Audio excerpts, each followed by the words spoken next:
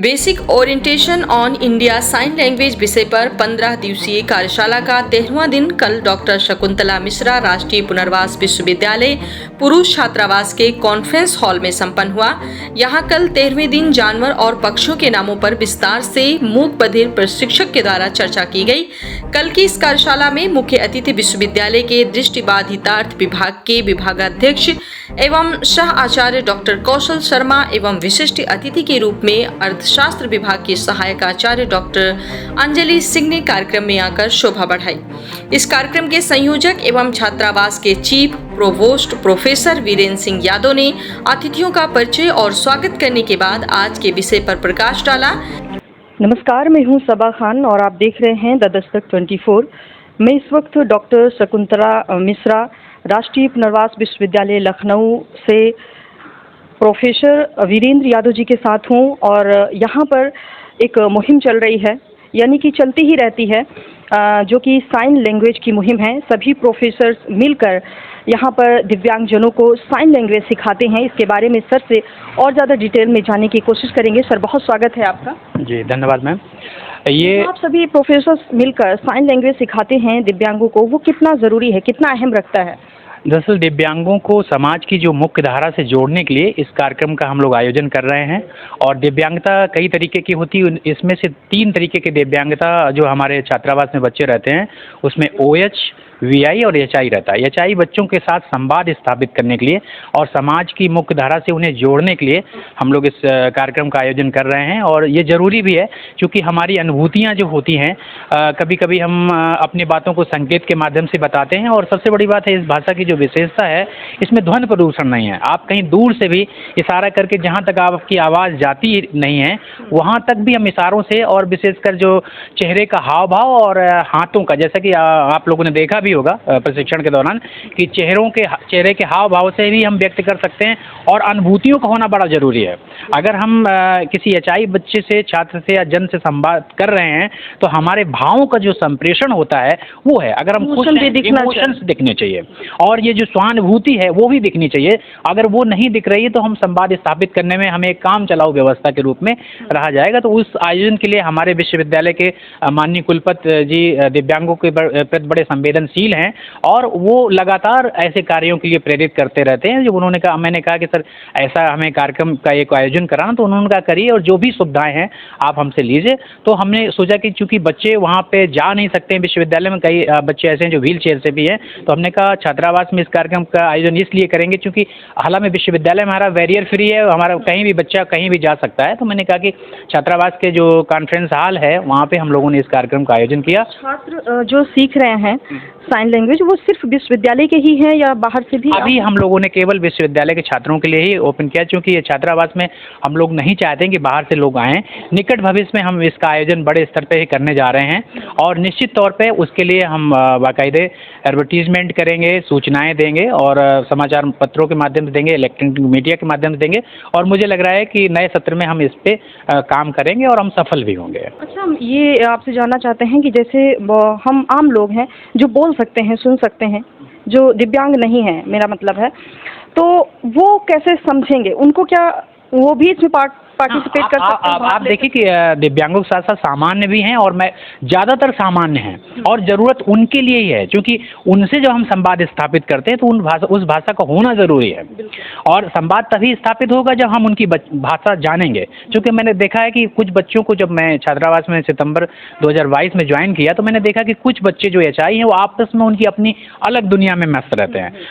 हमारी कुछ समस्याओं लोग लेके आते थे जब हॉस्टल में वो अपनी, तो हमें उसके लिए एक इंटरप्रेटर की जरूरत रहती थी। हमारे जो शिक्षक हैं दुभाषीय हैं, फिर हम उनको बुला के उनकी भाषा वो हम पूछते थे, भाई ये बच्चे की क्या समस्या है, तो बताते सर ये चाह रहा है। तो हमने कहा क्यों ना इस भाषा को हम सीखा जाए। तो इसलिए ये दिव्यांग के अलावा सामान्य जन के लिए भी हम लोग इस कार्यक्रम का आयोजन। दिव्यांग है वो हमारे बीच असहज फील ना करें। हाँ, है ना? बिल्कुल हम भी उनको हमने समझ तो सकें। कहा कि समावेशी जो हमारा है, एक समावेशी का मतलब दिव्यांग और सामान्य जन मिल के उससे संवाद स्थापित करते हैं। यही समावेशी एक वातावरण होता है और यही हमारे विश्वविद्यालय की थीम है। हमारा विश्वविद्यालय एक ऐसा विश्वविद्यालय है जो एशिया में दिव्यांगों के लिए 50% आरक्षण देता है और खाना पीना बच्चे के लिए फ्री है और ट्यूशन फीस मात्र है, बाकी पूरे निःशुल्क है। और हमारी सरकार की मंशा भी रहती है कि दिव्यांगों को अधिक से अधिक सुविधाएं दी जाएं और उस दिशा में हमारा विश्वविद्यालय एशिया का पहला ऐसा विश्वविद्यालय जो यहाँ पे सुविधाएं मिलती हैं ये दिव्यांगों को। तो हमारी बातचीत हो रही थी प्रोफेसर वीरेंद्र जी से और इन्होंने बहुत बाखूबी हर चीज़ डिटेल में बताई, हमारे साथ शेयर की। हम आगे भी इनसे बात करेंगे और इनके जो प्रोग्राम है, जो कार्यशाला है, जिसकी पहल को लेकर ये आगे बढ़ने की कोशिश कर रहे हैं, लगातार करते रहेंगे तो हम आपके बीच भी आते रहेंगे। इसी तरह देखते रहें द दस्तक 24। को धन्यवाद और बहुत सारा साधुवाद कि वो इतना दिनों से 15 दिन की ये कार्यशाला आयोजित कर रहे हैं और बहुत सफल आयोजन है इस कार्यक्रम का।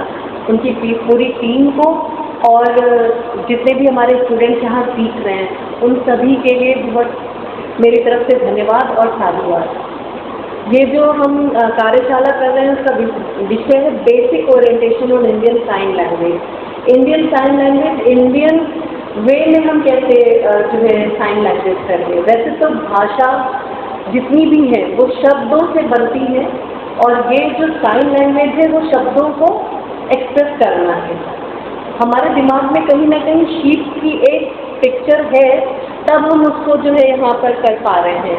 जब हम उस शब्द को एक्शन से बता रहे हैं तो हम उस चीज़ को एक्सप्रेस कर पा रहे हैं। लेकिन ये शब्द बदल जाते हैं हर भाषा में। कुछ जैसे इंग्लिश में शीप और हिंदी में भेड़, ऐसे ही बहुत सारे शब्द हैं जो कि अलग अलग भाषाओं में कुछ तो कॉमन है और कुछ अलग अलग है।